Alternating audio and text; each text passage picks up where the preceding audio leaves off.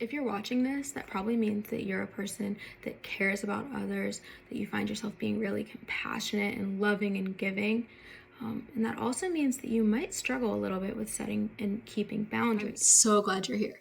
If we haven't had a chance to meet, my name is Dr. Essence, and I am a clinical psychologist in the states of Florida and Ohio. And today I'm going to share with you something that is super close to my heart, and that is boundaries. So the topic of boundaries comes up with literally all of my therapy clients, like all the time. It even comes up with my friends. And that's because as adults, nobody ever teaches us how to set boundaries. There's no handbook, there's no guidebook. Nobody ever sits down and says, this is how you be nice to people. And also, this is how you don't get taken advantage of. And so a lot of people end up developing their boundaries through kind of finding out what they don't like, getting hurt, being in bad relationships, and so on. And it's a really long, tumultuous process that really doesn't have to be as hard as. First things first, we have to ask ourselves, what are boundaries? Now, often when I ask this question, I get people who say it is things that you're not okay with. Here is how you can tell right away if something that you think is a boundary is actually a boundary. Things like ultimatums saying, you need to do this, or I'm going to do that. That's not a boundary. Demanding or yelling or screaming or throwing a tantrum, threatening them or punishing them, these are all not boundaries. So, at its core, what you need to remember is that boundaries are your response when someone does not meet your expectation. How do I recognize when I need boundaries? I don't have to look too hard to figure out things like boundaries because our emotions do a lot of the work. And so when you feel really intense emotions in relationships, that may be a sign that you need to set some boundaries. But now the question becomes, how do you know which boundaries to set?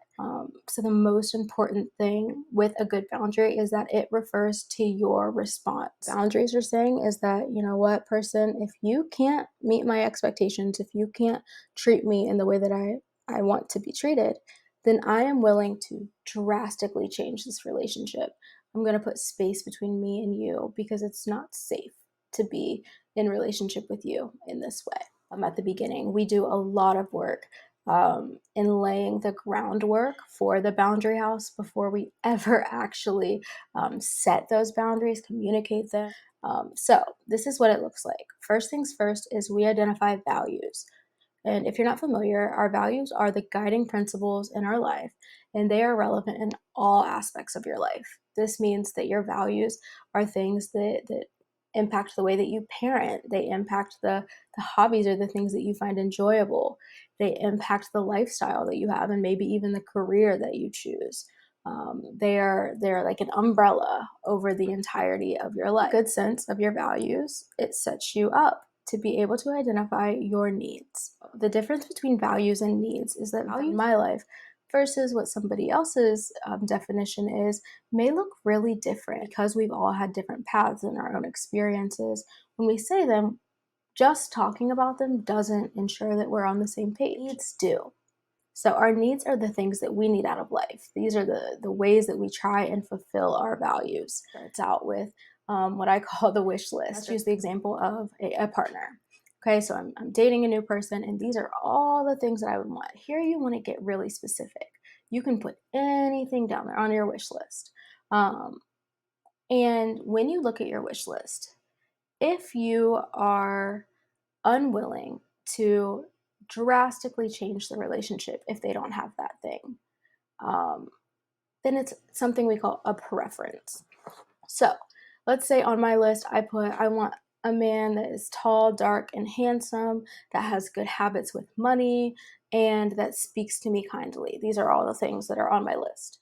And when I look at that list, and um, maybe I start meeting somebody and they are dark and handsome and good with money, um, but they're not tall.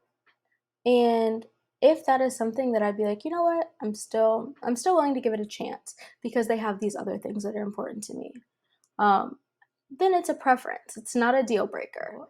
Our expectations come directly from our needs, which come directly from our values.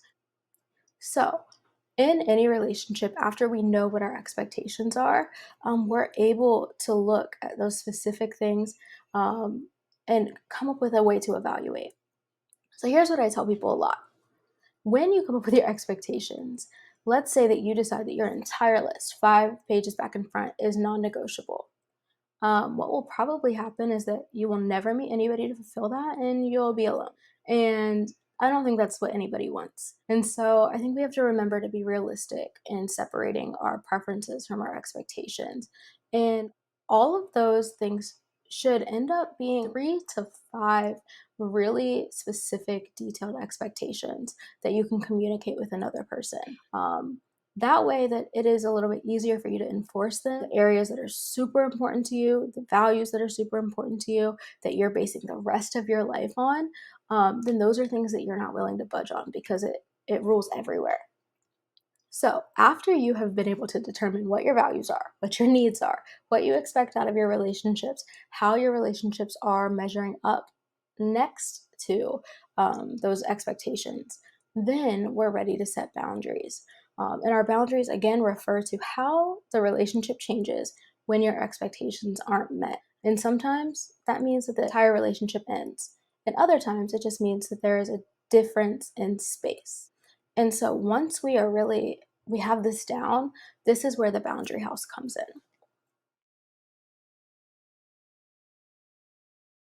So the house represents you, it represents your heart, your mind, your values, your beliefs, etc. When we invite people into our house, that is a metaphor for when we invite people into our lives. Things that's really difficult is that we need all different types of boundaries depending on the types of relationships we have.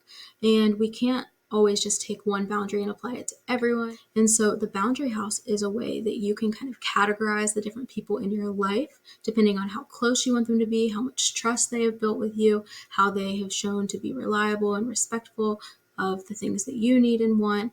It also gives you the power to manage how close your relationships are. So what we're going to do is, as you can see, there are a bunch of different rooms, and each of them are going to represent a different level of closeness, different expectations. We are going to walk through each room. We're going to talk about some guidelines for each of those. And this will get you one step closer to not only being able to know what your boundaries are, but actually being able to enforce them as well. Imagine that this is your house. Somebody new walks down the street and you're inside your gate, you see them outside the gate, what types of conversations you may have with that person. So the gate really represents people that we don't know, that we might have seen before. Think like the mailman or the clerk at Kroger, or people that you kind of like sit next to in class or something like that. Going to be people that you don't really know, you have yet to establish a relationship with, maybe people that you're going to be nice and polite and kind to, saying things like, how's the weather? Or maybe even I like your shoes. And the gate level is really reserved for strangers. When we are looking at people at the gate level, the whole goal is that we're able to determine if someone is safe. Sometimes you don't know that somebody is out to hurt you, but other times we do know, and we ignore some of those red flags at the start. And so this is what I really want people to think about at the gate level is, what can I see? What can I observe that might be a sign that someone's unsafe? That you're standing at the gate and you see somebody walking down the street, and they're walking a dog. And you look at the dog, and the dog is looking a little suspicious. It's like foaming at the mouth a little bit. It's growling. It doesn't look like the owner really has like a nice grip on it. You can maybe disagree, but I think most of us would say, you know what? I'm going to close my gate and I'm going to go inside and I'm not doing this. If I see signs of rabies from 3 miles away, I don't need to be 3 inches away to determine whether or not you have rabies. I'm going to trust that what I saw is what I saw, and that is it. And so at this level, we're looking for any of those very visible, observable signs that somebody maybe isn't good for us. If we pay attention at the beginning, then we don't invite people into our spaces where they can make us unsafe. Inviting people into our lives before we even evaluate if they're safe is almost like just inviting any random person off the street, asking them to come into your life and hoping for the best. And oftentimes that results in you being burnt. If somebody makes it past this level and you determine that, okay, they seem safe, then you may move on to the next level. And the next level is going to be the porch.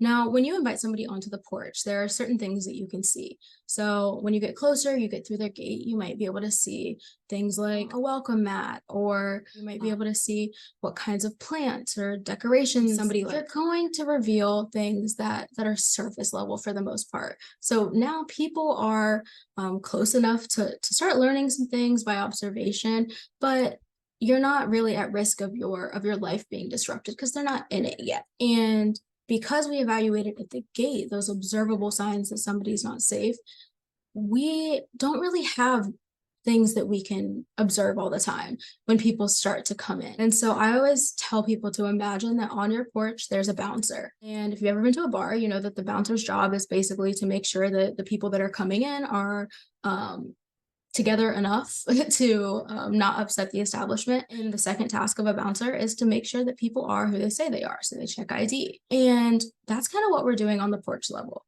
is if you've determined that somebody is safe and you're like, okay, they seem okay, you may get a little bit closer to them to see, all right, like, what's the vibe here? How do I feel? Do they seem like they are who they say they are? And so some of the best indicators that something or someone is not who they say they are is going to be your intuition. And so a lot that I work with something called the ick. And the ick is when you're cool with somebody, everything's good, and then all of a sudden there's this one thing that they say or that they do, and you're like, I don't like that. Just the way that you interact with them, basically forever. You can't unsee what you saw. And so that is what we really hold on to and tune into at this level when we're on the porch, when we are thinking about, we're considering bringing someone into our lives, is we really want to pay attention to the ick. But let's say that somebody doesn't give you the ick, you're feeling good about them, and you really want to take the step to invite them into your life. So that's going to move you to the next level, which is the entryway. One of the best visualizations for the entryway is like when somebody has a baby and they send around that thing to bring them a meal. And so if somebody on that list that is really close to your family volunteers to bring a meal, they might come in with the food, they might take their shoes off, they might sit down and visit for a while. But if it's somebody that you're not really close to, you don't feel comfortable with, you might not even know them that well, then they're kind of just going to drop off the food and they're going to leave. And sometimes when people that you're not super close with linger and they kind of stay in that space for a little bit too long, you start to feel that tension and that awkwardness. And that is the same thing when we're using the entryway to help us to identify boundaries. Now, when you walk into the entryway of most people's houses, the first thing that you see is not usually the most valuable things in their home. That's not where things are. That's not what people are putting by the entryway. On the entryway level, you're seeing things like the stairs. You might see a little piece of art from TJ Maxx, but you're not going to see the closest, most intimate, most valuable things in someone's house. That's not where we keep them.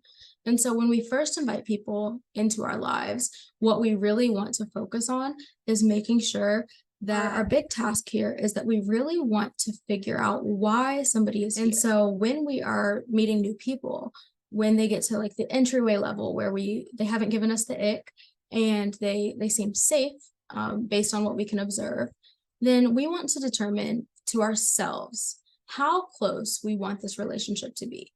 You would never just have somebody pop up and they start using the bathroom, taking their shoes off, getting comfortable, hanging out in your bedroom. You'd be like, get out of here. Unfortunately, that's what some of us do when we first meet people. You don't know anything about them, but you give them full access to your house and to your life.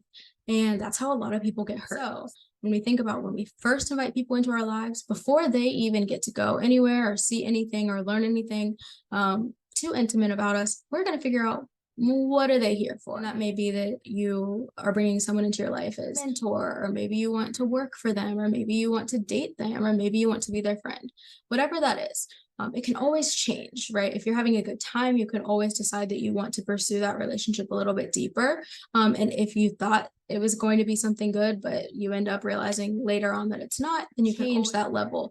But we want to have a nice guideline. And so at the entryway, when people first come in, it's going to take us a very short amount of time to determine to ourselves what we're looking for from the relationship.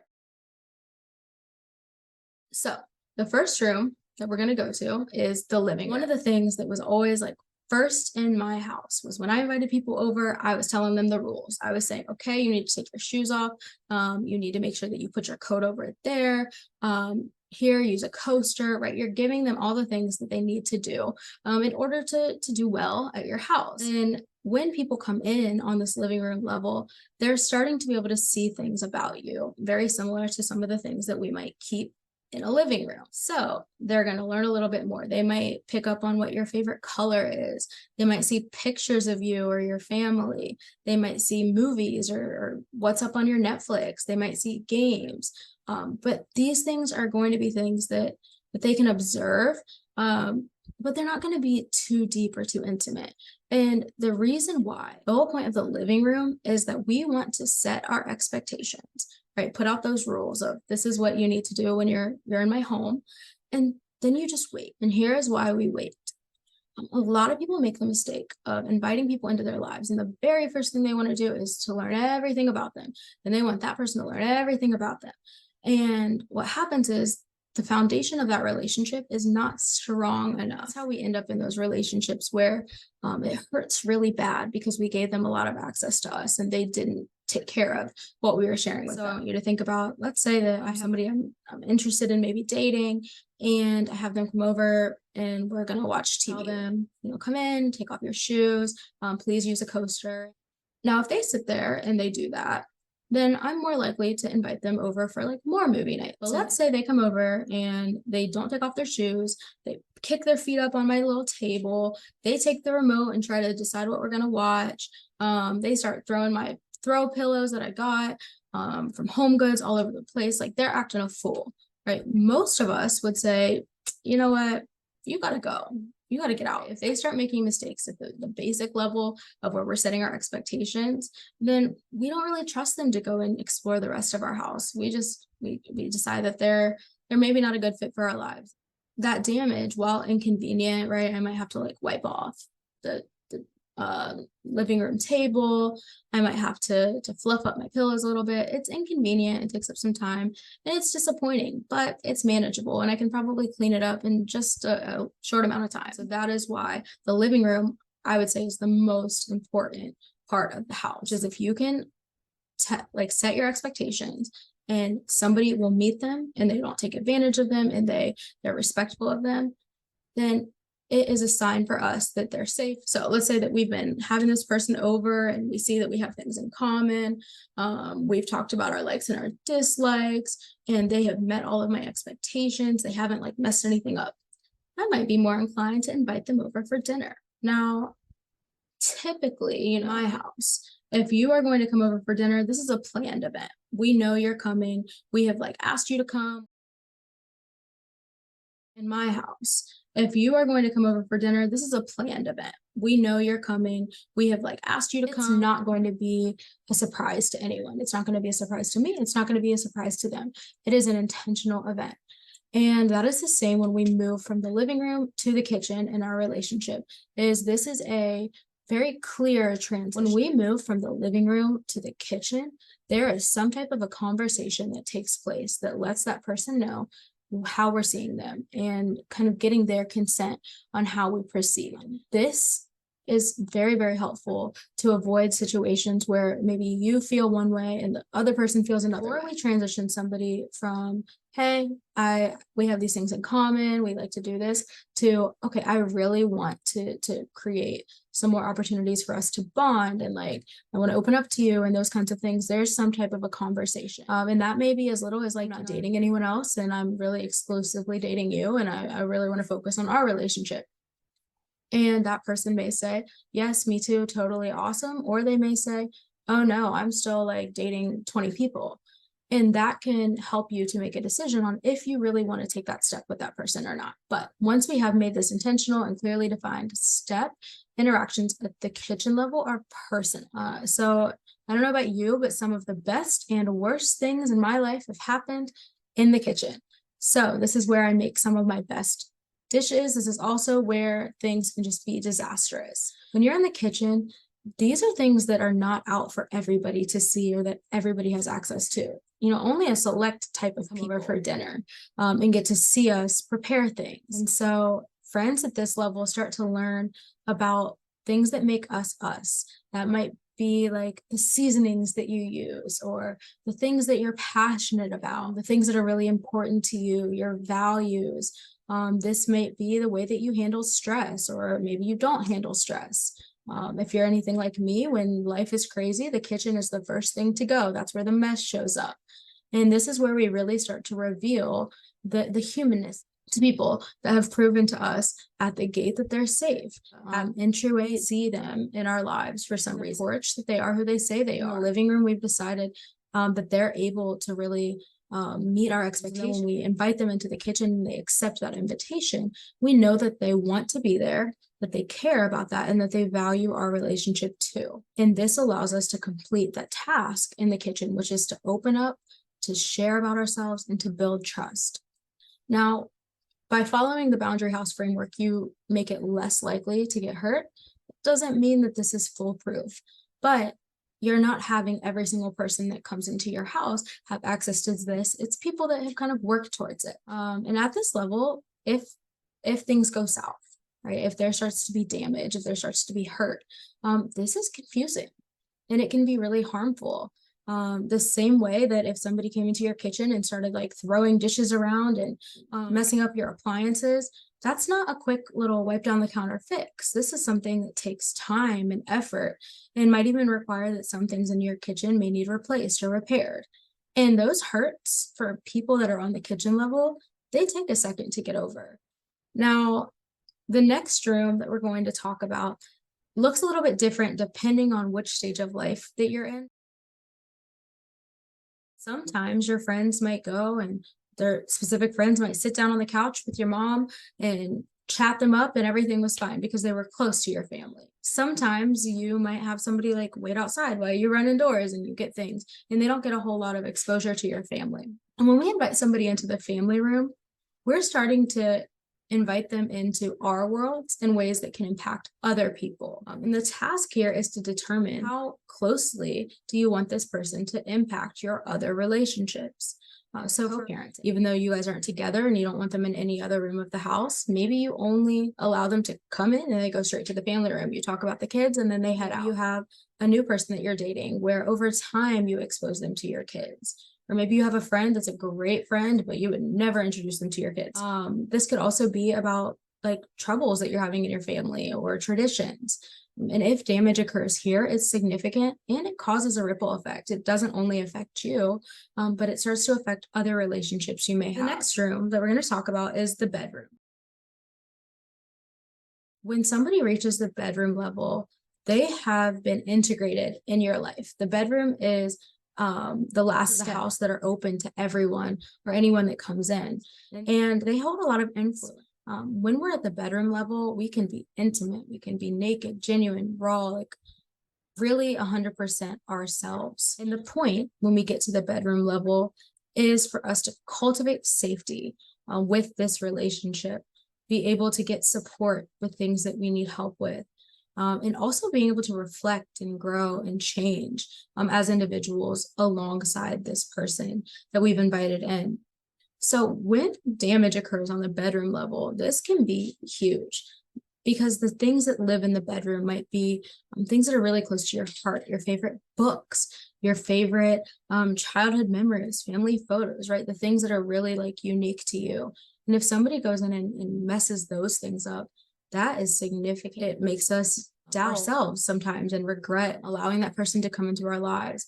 And when somebody in this area, it leaves things irreplaceable and sometimes change just forever. And so that is why it is so important that we are vetting people before they get to this is because the pain that can be caused from somebody having unlimited access to your life and everything that comes with it is so difficult, preventable. And so it's not saying put a wall up and never let anybody into your house.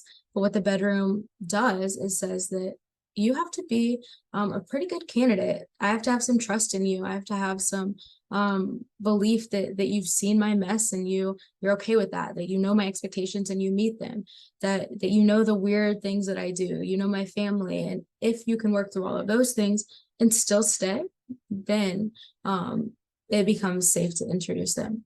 Now, this might seem really kind of stressful or scary to some people when you think about allowing individuals to come in and have this level of access to your life. Even though we may bring somebody into our bedroom, we always have a safe. The safe is where we keep our deepest fears, our vulnerabilities, insecurities, and our traumas, the things that we hold closest to us. And we are the only people that have a key to our safe. And the task of the safe level is really to determine if and when you want to share the things in the safe with people. And we want to use this space to protect ourselves, but also to invest in our future. When we open up the safe, we are cautious. We are handing something over that's really important. And we're also allowing somebody to influence and have access to some of the most important, deepest, most valuable things in our lives. Like many of the other levels that we've talked about still occur, even at this level. The difference between this, the safe, and some of the other rooms that we've talked about is that, let's say somebody's on the bedroom level and you decide you don't want them that close, you can move them to the kitchen and you can move them to the living room and change the nature of your relationship. Because we know that at this level, somebody has really taken the time to invest in us, which is different than some of the other rooms. Okay, we are almost done. We're rounding the corner. Okay, we are almost done. We're rounding the corner. And the last room that I'm going to talk to you guys about is the bathroom. So the bathroom is not a place for socializing, as you may know. We go into the bathroom alone, and sometimes our thoughts or our experiences or our concerts or whatever happens in the bathroom, we come and we share with other people. Oftentimes, that is where we go to do our business. In the bathroom in your house is a place where you can go to clean up the messes that other people leave in your house. So if there are people that hurt you and that cause damages and cause you to doubt yourself or question yourself, you don't just have to like live in that environment. The bathroom is a space where we can go to reflect on the people that have come into our home, to replace things that need replaced, to repair things that have been broken, to redecorate and rearrange things. If we used to share something in the living room and we don't want to do that anymore, we can move it to the kitchen or to another space. And so the bathroom is a space that no matter what, no matter how much you've been hurt, no matter how many different things that might have happened to you in your house, you're never stuck there. And the bathroom is the place that you can go to reset your home to be a place that you're proud of and that you like to be. And whenever you're ready to bring in more guests, there's not the lingering of other people that have hurt you, but it is really just a fresh place. And you can always go here, regardless of what relationships you're in, regardless of what the history you have with other people is. All of those things do not make a difference. The bathroom is a space in your home and in your life where you always have a chance to make sure that what's going on in your house is what you want to be going on in your house. So you're never, ever, ever, ever, ever stuck. With my individual clients, I do a lot more in-depth processing of the Boundary House framework that starts with being able to learn what your values are, how to translate those into needs in your life as well as in your relationships. We talk about how to make a need behavioral and something that you can communicate to other people, as well as how to weigh if somebody is really meeting your expectations and what to do if they're not, and how to decorate the boundary house in a way that it reflects your specific experience. And if you're somebody that you're thinking that you would really like to take this framework and make it more personal to you, please join my newsletter. If you are a resident of Ohio or Florida, you may be a good candidate for individual therapy. And in 2024, we're also really excited to be launching coaching for anybody in the US. So if you're interested in becoming an individual or a group coaching client for the Boundary House framework, as well as kind of learning how to identify what your boundaries are, please follow me on Instagram and go ahead and join my mailing list, and you will be among the first to know what's coming new to our practice. So again, thank you so much. Thank you so much for following along with me today as I taught you about the Boundary House, I really hope that you found something that you could take away from this and that you are ready to start getting a little bit more in touch with your values, with your expectations, and your needs so that you can have fulfilling and healthy relationships that have sustainable boundaries.